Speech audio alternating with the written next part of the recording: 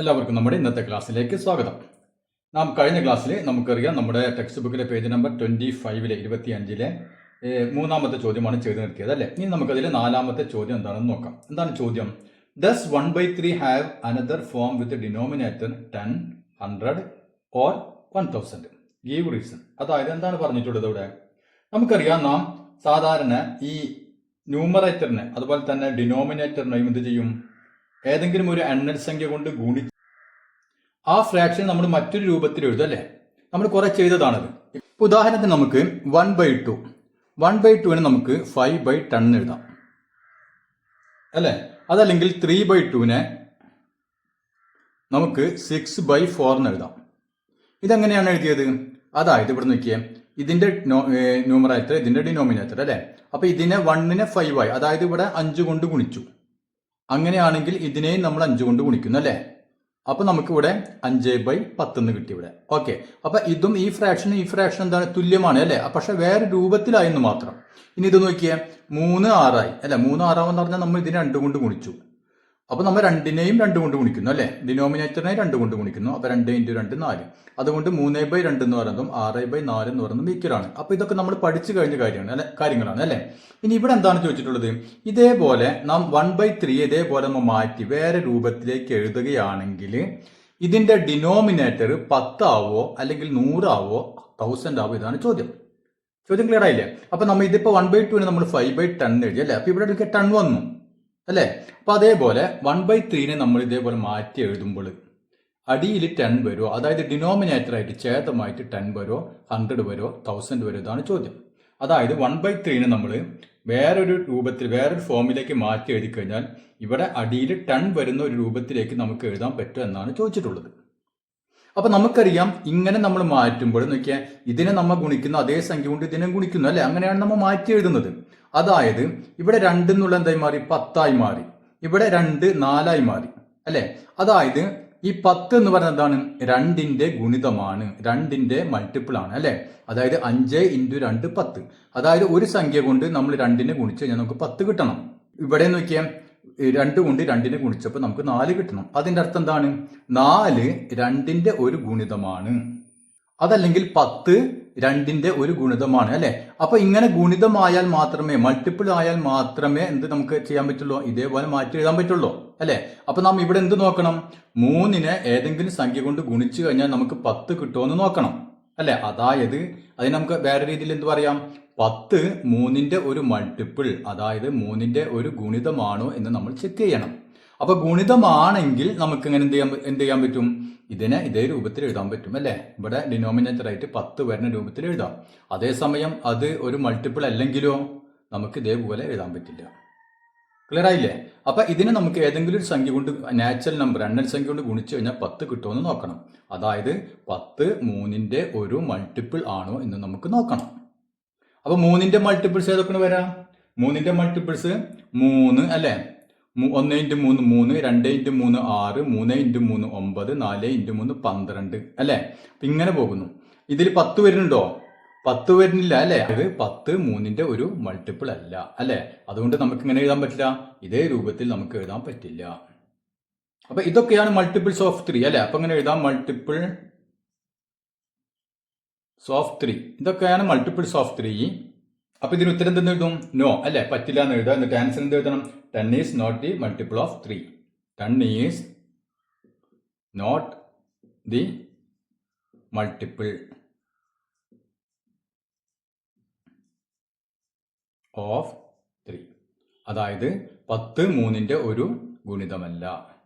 ഇനി നമുക്ക് നോക്കിയാൽ 100 അല്ലെ. അപ്പൊ 1/3 നമുക്ക് ഡിനോമിനേറ്റർ 100 ആയിട്ട് എഴുതാൻ പറ്റുമെന്നാണ് ചോദ്യം. അപ്പൊ ഇതേപോലെ തന്നെ നമ്മൾ നോക്കണം എന്താണ്? ഇപ്പൊ കാര്യം മനസ്സിലായല്ലോ. അപ്പൊ നമ്മൾ എങ്ങനെ ചെക്ക് ചെയ്യണം? ഇവിടെ ചെക്ക് ചെയ്ത് അതേപോലെ തന്നെ അല്ലെ. 100 3ന്റെ ഒരു മൾട്ടിപ്പിൾ ആണോ എന്ന് നോക്കണം അല്ലെ. അതായത് 3ന്റെ ടേബിൾ എന്തുണ്ടോ നോക്കണം, 100 ഉണ്ടോ നോക്കണം അല്ലെ. അപ്പൊ നമുക്കിവിടെ 10 × 3 30. അതുവരെ നമുക്ക് ഗുണിക്കാൻ അറിയില്ല അല്ലെ. നമ്മുടെ ടേബിൾ നമ്മൾ കാണാണ്ട് പഠിച്ചത് 10 × 3 30. ഇത് എത്രയാണ്? 100 ആണ് അല്ലെ. അതുകൊണ്ട് നാം എന്ത് ചെയ്യേണ്ടി വരും?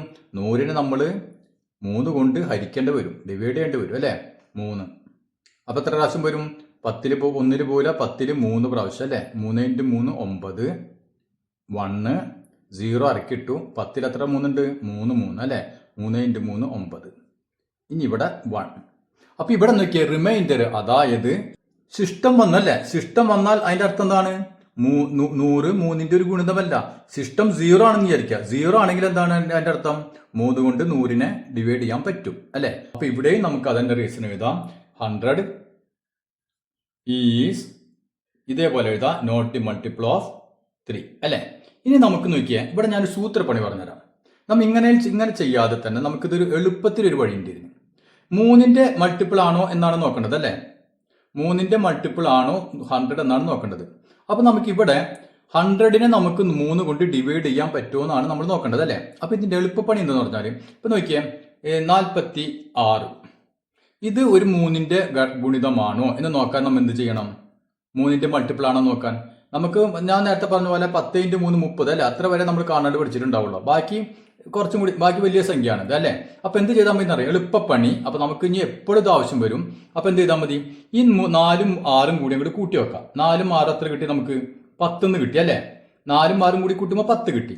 10നെ നമുക്ക് 3 കൊണ്ട് ഡിവൈഡ് ചെയ്യാൻ പറ്റുമോ? പറ്റില്ല അല്ലെ. 3 × 3 9, 4 × 3 12 ആണ്. അപ്പൊ 10നെ നമുക്ക് പറ്റില്ലല്ലോ, പറ്റില്ല. അങ്ങനെയാണെങ്കിൽ ഇതിനെയും നമുക്ക് ഡിവൈഡ് ചെയ്യാൻ പറ്റില്ല. ക്ലിയർ ആയില്ലേ? അതായത് 46 3ന്റെ ഒരു മൾട്ടിപ്പിൾ അല്ല.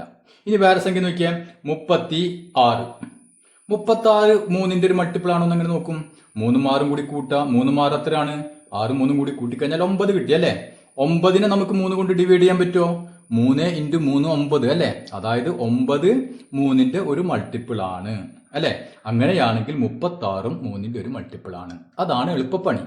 അപ്പൊ അതനുസരിച്ച് 100നെ നോക്കിയേ, നമ്മ ഇവിടെ ചെയ്യുന്നതിന് പകരം 100 ഇവിടെ ചെയ്ത പോലെ അങ്ങനെ ചെയ്യും. 100നെ ഇത് 3ഉം കൂടി കൂട്ടിയൊക്കെ എത്ര കിട്ടും? 1 കിട്ടി അല്ലെ, 1 അപ്പൊ 1നെ നമുക്ക് 3 കൊണ്ട് ഡിവൈഡ് ചെയ്യാൻ പറ്റുമോ? പറ്റില്ല അല്ലെ. അപ്പൊ 100നെയും നമുക്ക് 3 കൊണ്ട് ഡിവൈഡ് ചെയ്യാൻ പറ്റില്ല.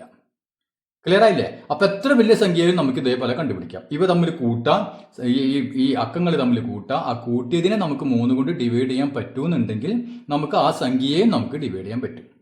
ക്ലിയർ ആയില്ലേ? അപ്പൊ ഇതിനെയും എന്തായി പറ്റില്ല, ഇതിനെ നമുക്ക് ഈ രൂപത്തിൽ എഴുതാൻ പറ്റില്ല. അപ്പൊ റീസൺ എഴുതാം, 100 is not the multiple of 3 അല്ലെ. ഇനി 1000 ഇതേപോലെ എഴുതാൻ പറ്റുന്ന ചോദ്യം. 1000 ഓക്കെ. അപ്പൊ 1000 ഇതേപോലെ പറ്റുമോ? അപ്പൊ ഇവിടെ എന്ത് വേണം? 1000 3ന്റെ മൾട്ടിപ്പിൾ ആണോ എന്ന് നോക്കണം അല്ലെ. 3ന്റെ മൾട്ടിപ്പിൾ ആണോ? നമ്മൾ ഈ പറഞ്ഞ രീതിയിൽ ഒന്ന് ചെക്ക് ചെയ്ത് നോക്കിയേ.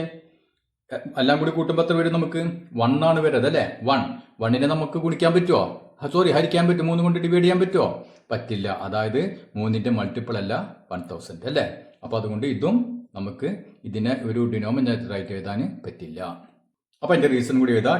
1000 is not the multiple of 3. 3ന്റെ മൾട്ടിപ്പിൾ അല്ല, ഗുണിതമല്ല 1000. അതുകൊണ്ട് ഇത് പറ്റില്ല. മനസ്സിലായല്ലോ? ഓക്കെ. ഇനി നമുക്ക് പേജ് നമ്പർ 26 ഒരു ടേബിൾ ഉണ്ട്, അതൊന്ന് നമുക്കൊന്ന് ഫില്ല് ചെയ്ത് നോക്കാം. അപ്പൊ ഇതാണ് നമ്മുടെ ടെക്സ്റ്റ് ബുക്കിലുള്ള ടേബിൾ അല്ലെ. Page number 26 table.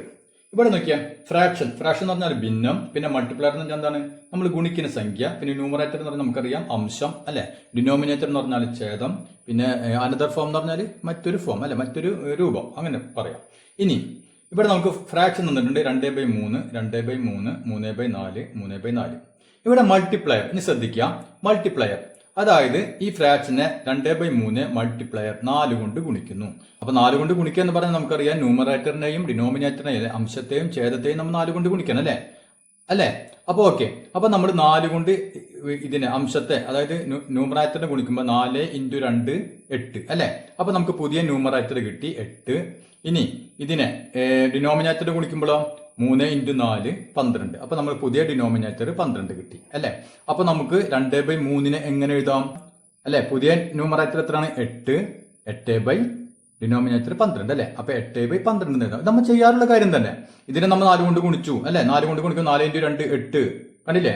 3 × 4 12 അല്ലെ. അത് നമ്മൾ ചെയ്യാറുള്ള കാര്യം. ഇവരിങ്ങനെ മൾട്ടിപ്ലയർ, ന്യൂമറേറ്റർ, ഡിനോമിനേറ്റർ എന്ന് പറഞ്ഞിട്ട് വ്യത്യസ്തങ്ങളായിട്ട് എഴുതിയെന്ന് മാത്രം. ക്ലിയർ ആയില്ലേ ഇത്? ഓക്കെ. ഇനി ഇത് നോക്കിയാൽ ഇനി അടുത്തത് 2/3. ഇതിന്റെ മൾട്ടിപ്ലയർ നമ്മൾ ഗുണിക്കുന്നു, 6 കൊണ്ട് ഗുണിക്കുന്നു. അങ്ങനെയാണെങ്കിൽ ഇവിടെ ന്യൂമറേറ്റർ, പുതിയ ന്യൂമറേറ്റർ എന്ത് വരും? അംശം എന്തായി വരും? 2 × 6 അല്ലെ. 6 × 2 എത്ര വരും? 12. അപ്പൊ ന്യൂമറേറ്റർ 12 വന്നു. ഇനി ഡിനോമിനേറ്റർ എന്തായി മാറും? 3 × 6. 6 × 3 18. കണ്ടില്ല, ഇത്ര ഉള്ളോ? 18. ഓക്കെ. അങ്ങനെയാണെങ്കിൽ ഇതിന്റെ ഫോം, ഇതിന് നമുക്ക് 2/3 എങ്ങനെ എഴുതാം? 2/3 ഈക്വൽ ടു 12/18 എന്ന് എഴുതാം. 12/18 കണ്ടില്ലേ? അതായത് രണ്ടുവിനെ നമ്മൾ എന്ത് കൊണ്ട് ഗുണിച്ചു? 6 കൊണ്ട് ഗുണിച്ചു. അപ്പോൾ 2 × 6 12, 3 × 6 18 അല്ലേ? ഇത്രയേ ഉള്ളൂ. ഇനി ഇവിടെ നോക്കിയാൽ 3/4 ഇതാണ് ഫ്രാക്ഷൻ. ഇവിടെ ഏതുകൊണ്ടാണ് ഗുണിക്കലെന്ന് നമ്മളോട് പറഞ്ഞിട്ടില്ല, ന്യൂമറേറ്റർ എന്ന് പറഞ്ഞിട്ടില്ല. പക്ഷെ ഡിനോമിനേറ്റർ 12 കിട്ടി അല്ലെ? അപ്പൊ ഡിനോമിനേറ്റർ നമുക്ക് 12 കിട്ടണമെങ്കിൽ ഈ ഡിനോമിനേറ്ററിനെ നാം ഏതുകൊണ്ട് ഗുണിക്കേണ്ടി വരും? 4 12 ആയി അല്ലെ? അപ്പൊ 4 12 ആവാൻ 4നെ 3 കൊണ്ട് ഗുണിക്കണം അല്ലെ? അപ്പൊ ഇവിടെ നമ്മൾ 3 കൊണ്ട് ഗുണിച്ചപ്പോഴാണ് നമുക്കിവിടെ 12 കിട്ടണത് അല്ലെ? അതിന്റെ അർത്ഥം എന്താണ്? മൾട്ടിപ്ലയർ എന്താണ്? 3.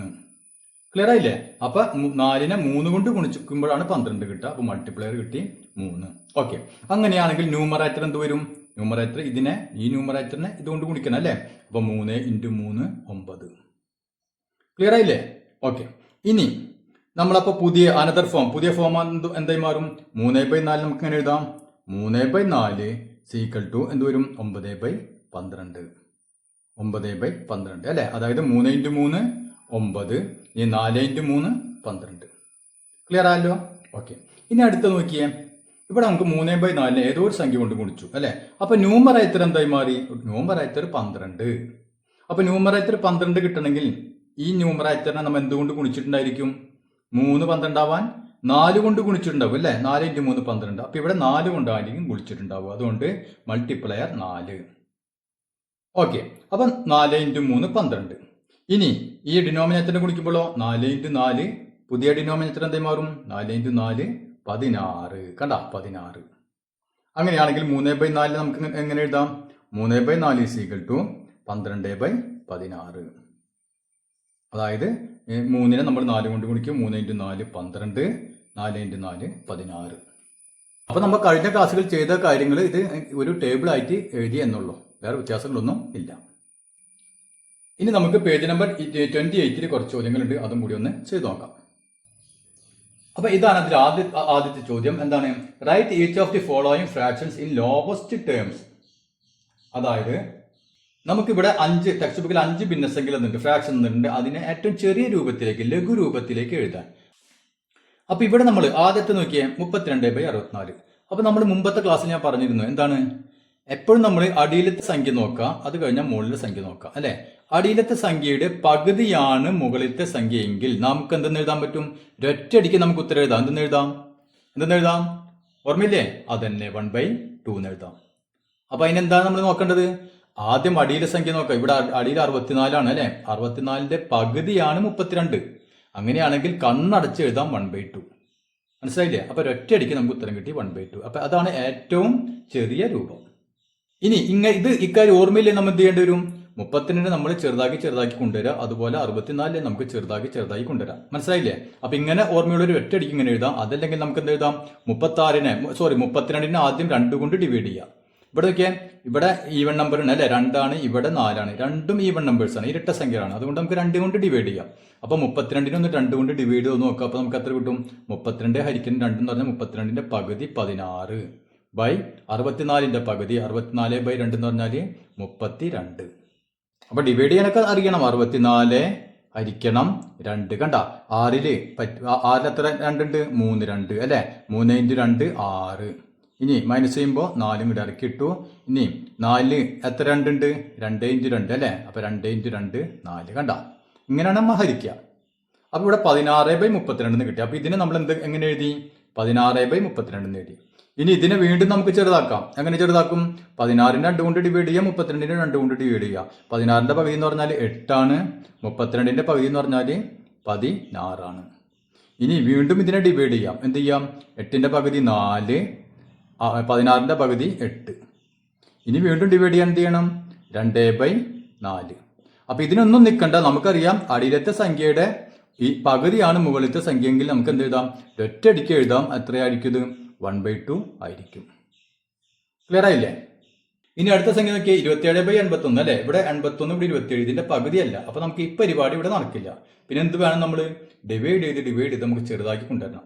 ഗുണനപ്പട്ടിക നന്നായിട്ട് അറിയുന്നവർക്ക് പെട്ടെന്ന് ചെയ്യാൻ പറ്റും. അതല്ലാത്തവരെന്ത് ചെയ്യണം? ചെറുതാക്കി കൊണ്ടുവരണം. ഇവിടെ നോക്കിയാൽ 27 നമുക്ക് 2 കൊണ്ട് ഡിവൈഡ് ചെയ്യാൻ പറ്റില്ല. കാരണം എന്താ? ഇത് ഓഡ് നമ്പറാണ് അല്ലെ? അതുകൊണ്ട് നമുക്ക് എന്ത് ചെയ്യണം? നമുക്ക് 3 കൊണ്ട് ഡിവൈഡ് ചെയ്യാൻ പറ്റുമെന്ന് നോക്കണം അല്ലെ. 27 ആകുമ്പോൾ നമുക്ക് പെട്ടെന്ന് അറിയാം അല്ലെ. 9 × 3 27 എന്നറിയാം അല്ലെ. അപ്പൊ അത് പെട്ടെന്ന് അറിയാം. അതിനേക്കാൾ വലിയ സംഖ്യയാണ് നാം എന്ത് ചെയ്യേണ്ടി വരും, കൂട്ടി നോക്കിയിട്ട് ചെയ്യാം. ഞാൻ പറഞ്ഞല്ലോ. അപ്പൊ അതേ രൂപത്തിൽ ചെയ്യാം.